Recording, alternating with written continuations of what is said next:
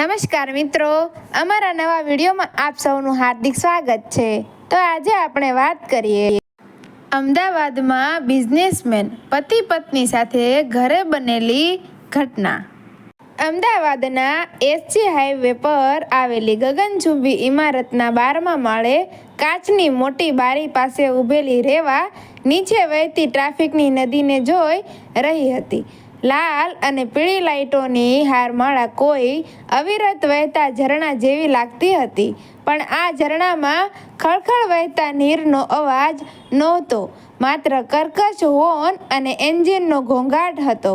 રેવાએ કાચ પર હળવેકથી પોતાનો હાથ મૂક્યો। કાચની સપાટી ઠંડી હતી। આજથી 4 મહિના પહેલાં જ્યારે અનિકેત સાથે એના લગ્ન થયા, ત્યારે એના નાનકડા ગામ તુલસીશ્યામના પાદરેથી વિદાય લેતી વખતે એની આંખોમાં આ નવા મોટા શહેરના અનેક સપના હતા। રેવા કોઈ અભણ કે અણસમજુ છોકરી નહોતી। એણે બાજુના તાલુકા મથકેથી BA ગુજરાતી સાહિત્ય ફર્સ્ટ ક્લાસ સાથે પાસ કર્યું હતું। એને મેઘાણીના પુસ્તકો મોઢે હતા। પન્નાલાલ પટેલની નવલકથાઓ એણે જીવી હતી અને એની ભાષામાં એક શિક્ષિત યુવતીની નરમાશ અને ગરમિયા બંને છતાં આ શહેરમાં આવ્યા પછી એને પોતાનું અસ્તિત્વ કોઈ વિસરાઈ ગયેલી કવિતા જેવું લાગતું હતું। દરવાજાનું લોક ખુલવાનો અવાજ આવ્યો અને રેવા વિચારોની દુનિયામાંથી બહાર આવી। અનિકેત ઓફિસેથી આવી ગયો હતો। શું કરે છે રેવા? આજે તો ટ્રાફિકે કમર તોડી નાખી।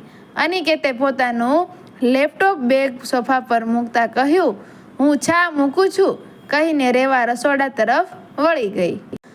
અનિકેત એને જતી જોઈ રહ્યો। એણે નોંધ્યું હતું કે રેવા છેલ્લા થોડા સમયથી પોતાની જાત સાથે જ કોઈ સંઘર્ષ કરી રહી હતી।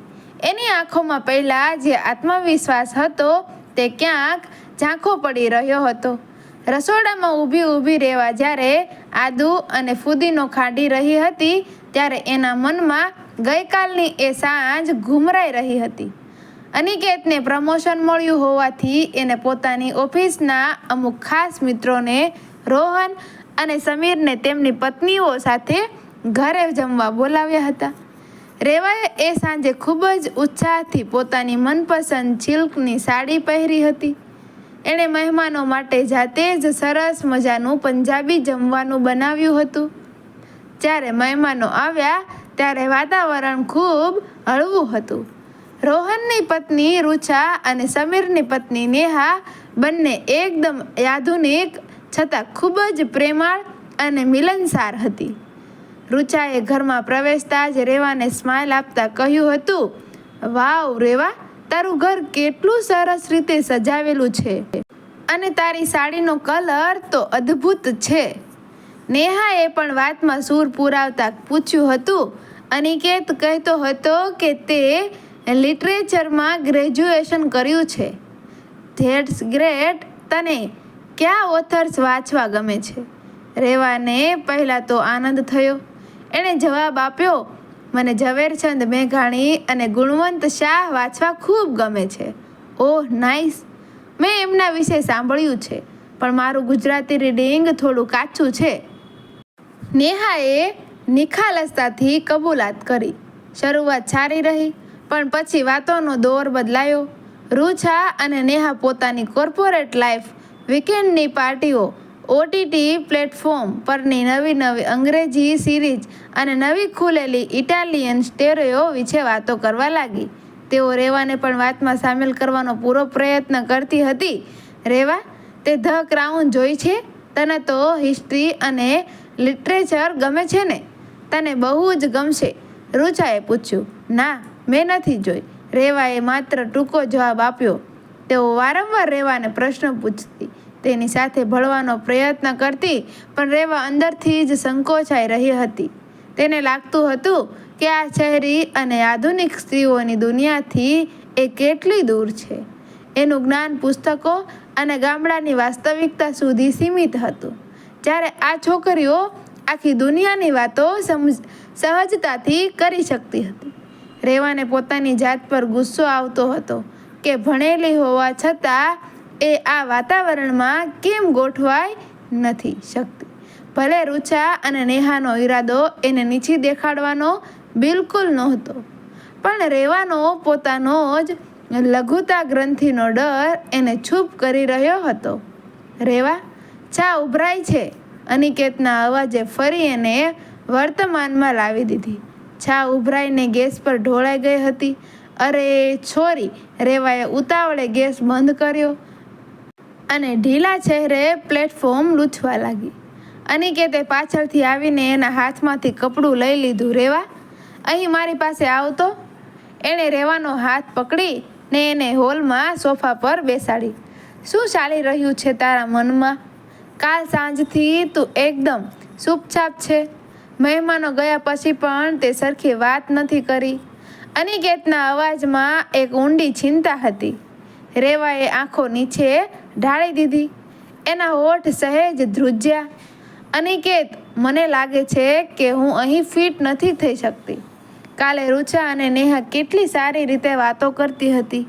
એ લોકોએ મારી સાથે મિત્રતા કરવાનો કેટલો પ્રયત્ન કર્યો, પણ મારી પાસે એમની વાતોમાં ઉમેરવા માટે કંઈ જ નહોતું.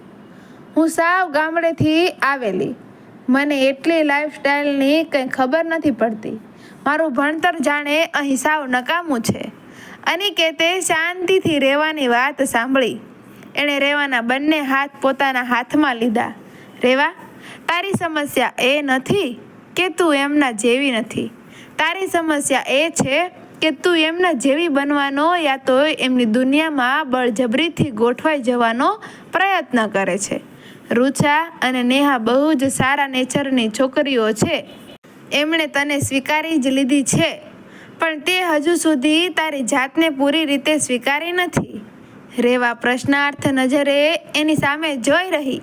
જો રેવા, અનિકેતે સમજાવતા કહ્યું, શિક્ષણનો અર્થ એ નથી કે તને દુનિયાની બધી અંગ્રેજી સિરીઝ કે ફેશન ટ્રેન્ડની ખબર હોય. શિક્ષણનો અર્થ એ છે કે તારી પોતાની સમજણ, તું જે વાતાવરણમાંથી આવે છે, તારી પાસે જે સંસ્કૃતિ, સાહિત્ય અને જીવનનું જે જમીની જ્ઞાન છે, એ એમની પાસે નથી. તું એમની વાતોમાં ભળવા માટે ફાંફા મારે છે. એના બદલે તું એમને તારી દુનિયાનો પરિચય કેમ નથી કરાવતી? તારો આત્મવિશ્વાસ એ તારું સાચું ઘરેણું છે. તારું બેકગ્રાઉન્ડ તારી નબળાઈ નથી, પણ તારી વિશેષતા છે. અનિકેતના આ શબ્દો રેવાના મનમાં એક વીજળીના ઝબકારાની જેમ ઉતરી ગયા. એને સમજાયું કે એનો સંકોચ સામેવાળાના વર્તનથી નહીં, પણ પોતાની જ અસલામતીમાંથી જન્મ્યો હતો. રુચા અને નેહાએ ક્યારેય એને ગામડિયા નહોતી ગણી. એ તો પોતે જ પોતાની જાતને ઓછી આંકી રહી હતી. બીજા થોડા દિવસો રેવાએ પોતાની જાત પર કામ કર્યું. એણે ફરીથી પોતાના મનપસંદ પુસ્તકો હાથમાં લીધા. બાલ્કનીમાં પડેલા એક આધુનિક ઝૂલા પર એણે ગામડેથી લાવેલી સુંદર ભરતકામવાળી ચાદર પાથરી દીધી. એક ખૂણામાં માટીના કુંડામાં તુલસી અને મોગરા વાવ્યા. એણે પોતાના ઘરના એક ખૂણાને પોતાની અંદર રહેલા ગામ અને સાહિત્યનું પ્રતિબિંબ બનાવ્યો. નવરાત્રિનો તહેવાર નજીક આવી રહ્યો હતો. એક સાંજે રેવાએ જાતે જ અનિકેતને કહ્યું, આ શનિવારે આપણે રુચા અને નેહાને ફરીથી જમવા બોલાવીએ તો? ગયા વખતે મેં એમની સાથે સરખી વાત નહોતી કરી. મને એનું દુઃખ છે. અનિકેત હસ્યો. ચોક્કસ, મને ગમશે. શનિવારની સાંજ હતી. રુચા અને નેહા પોતાના પતિઓ સાથે ફરી એ જ ફ્લેટમાં આવ્યા. પણ આ વખતે ઘરની હવા કંઈક અલગ હતી. દરવાજા પર અસલી આસોપાલવ અને ગલગોટાનું તોરણ બાંધેલું હતું. ઘરમાં પ્રવેશતા જ ગુગળ અને ચંદનના ધૂપની પવિત્ર સુગંધ આવતી હતી. રેવાએ આ વખતે કોઈ એવો ડ્રેસ કે એવી સાડી નહોતી પહેરી જેમાં એ અસહજ અનુભવે. એણે પોતાની મનપસંદ પારંપરિક કચ્છી પ્રિન્ટની કોટન સાડી પહેરી હતી. વાળનો સાદો અંબોડો અને કપાળ પર નાનકડો ચાંદલો. એના ચહેરા પર આજે કોઈ પરાયો ભાર નહોતો, પણ એક સહજ સ્મિત હતું. જ્યારે રૂચા અને નેહા બાલ્કનીમાં ગયા ત્યારે તેઓએ નાનકડા સુંદર ખૂણાને જોઈને ખુશ થઈ ગયા. વાવ રેવા, આ તે જાતે સેટ કર્યું છે. This is so beautiful. આ મોગરાની સુગંધ તો જુઓ. નેહાએ ઊંડો શ્વાસ લેતા કહ્યું, હા, મને પ્રકૃતિની વચ્ચે રહેવાની આદત છે. શહેરમાં આંગણું તો ના મળે, પણ બાલ્કનીમાં મેં મારું નાનકડું આંગણું બનાવી લીધું છે. રેવાએ એકદમ આત્મવિશ્વાસથી શુદ્ધ ગુજરાતીમાં જવાબ આપ્યો. આજે રેવા છુપાઈ નહોતી રહી. જ્યારે જમવાનો સમય થયો ત્યારે ડાઇનિંગ ટેબલ પર પંજાબી કે ચાઇનીઝ ભોજન નહોતું. આજે રેવાએ કાંસાની થાળીઓમાં ગરમા ગરમ કાઠિયાવાડી જમણ પીરસ્યું હતું. દેશી ઘીથી લથપથ બાજરાના રોટલા, ભરેલા રીંગણાનું શાક, લસણની ચટણી અને ગોળ ઘીનો ચૂરમો. રેવા, આ જમવાનું તો અદ્ભુત છે. અમે આવી રિયલ ઓથેન્ટિક વસ્તુઓ ખાવા માટે બહાર કેટલાય રૂપિયા ખર્ચીએ છીએ, પણ આવો ટેસ્ટ ક્યાંય નથી મળતો. રૂચાએ રોટલાનો ટુકડો તોડતા કહ્યું. રેવા હસીને બોલી, આ તો અમારા ગામડાનો રોજિંદો ખોરાક છે. રૂચા, તે ગયા વખતે મને પેલી અંગ્રેજી સિરીઝ વિશે પૂછ્યું હતું ને, મેં એ તો નથી જોઈ, પણ એના જેવી જ એક રજવાડી રાજકારણની વાત અમારા ગુજરાતી સાહિત્યમાં કમા મુનશીની નવલકથા પાટણની પ્રભુતામાં છે. એમાં પણ આવા જ કાવા દાવા અને પાત્રો છે. મને ખાતરી છે કે જો એના પર સિરીઝ બને તો એ હોલિવૂડને ટક્કર મારે. નેહા અને રૂચા આશ્ચર્યથી રેવાને સાંભળી રહ્યા. રેવા હવે પોતાની લયમાં હતી. એણે ખૂબ જ રોમાંચક રીતે મુનશીના પાત્રો વિશે વાત કરી. રૂચા અને નેહા, જેઓ હંમેશા કંઈક નવું જાણવા આતુર રહેતી, એમને રેવાની વાતોમાં ખૂબ રસ પડ્યો. રેવા, તું આટલું બધું જાણે છે, તારે મને આ બુક આપવી જ પડશે. હું પણ વાંચીશ, નેહાએ ઉત્સાહથી કહ્યું. અને રેવા, પ્લીઝ મને એક દિવસ આ લસણની ચટણી બનાવતા શીખવાડને. મારા સાસુ બહુ ખુશ થઈ જશે. રૂચાએ હસીને કહ્યું. એ સાંજે કોઈ અદૃશ્ય દિવાલ નહોતી. 3 અલગ અલગ બેકગ્રાઉન્ડની સ્ત્રીઓ એકબીજાની ખૂબીઓને દિલથી સ્વીકારી રહી હતી. રેવાને સમજાઈ ગયું કે મિત્રતા કરવા માટે કોઈના જેવા બનવાની જરૂર નથી હોતી, પણ એકબીજાથી અલગ હોવા છતાં એકબીજાનું સન્માન કરવું એ જ સાચી મિત્રતા છે. રૂચા અને નેહા પણ રેવાની સાદગી અને એના ઊંડાણથી પ્રભાવિત હતા. એમને એક એવી બહેનપણી મળી ગઈ કે જે કોર્પોરેટ ગપશપથી દૂર જીવનની વાસ્તવિકતા અને સાહિત્યની વાતો કરતી હતી. રાત્રે મહેમાનો વિદાય થયા પછી રેવા ફરીથી એ જ કાચની બારી પાસે ગઈ. એણે બારીનો કાચ સરકાવીને ખોલી નાખ્યો. બહારથી આવતો શહેરનો પવન હવે એને ડરામણો નહોતો લાગતો. એના મોગરાની સુગંધ એ પવનમાં ભળીને આખા ઘરમાં ફેલાઈ રહી હતી. અનિકેતે પાછળથી આવીને રેવાના ખભા પર હાથ મૂક્યો. હું નહોતો કહેતો તું બેસ્ટ છે. રેવાએ બારીની બહાર જોતા જોતા હળવાશથી કહ્યું.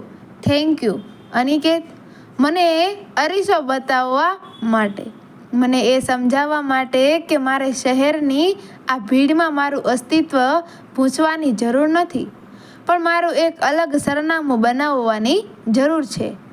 અનિકેત હસ્યો અને બંનેએ ગગનચુંબી ઇમારતની બાલ્કનીમાંથી શહેરના વિશાળ આકાશને જોઈ રહ્યા. રેવાને હવે સમજાઈ ગયું હતું કે સાચું શિક્ષણ માત્ર ડિગ્રીઓ મેળવવામાં નથી, પણ પોતાની મૂળ ઓળખને પૂરા આત્મવિશ્વાસ અને ગર્વ સાથે દુનિયા સમક્ષ રજૂ કરવામાં છે. શહેરની એ ભાગદોડમાં આજે એક ભણેલી ગણેલી ગામડાની દીકરીએ પોતાની જાતને ગુમાવ્યા વિના આ મોટા શહેરને પોતાનું બનાવી લીધું હતું. વાતાવરણમાં એક અજબની શાંતિ હતી અને રેવાના મનમાં એક કાયમી અને સાચો સંતોષ હતો. મિત્રો, વિડીયો ગમ્યો હોય તો વિડીયોને લાઈક કરજો, શેર કરજો અને અમારા આવા જ નવા વિડીયો જોવા માટે અમારી ચેનલને સબસ્ક્રાઈબ કરી લેજો. ધન્યવાદ.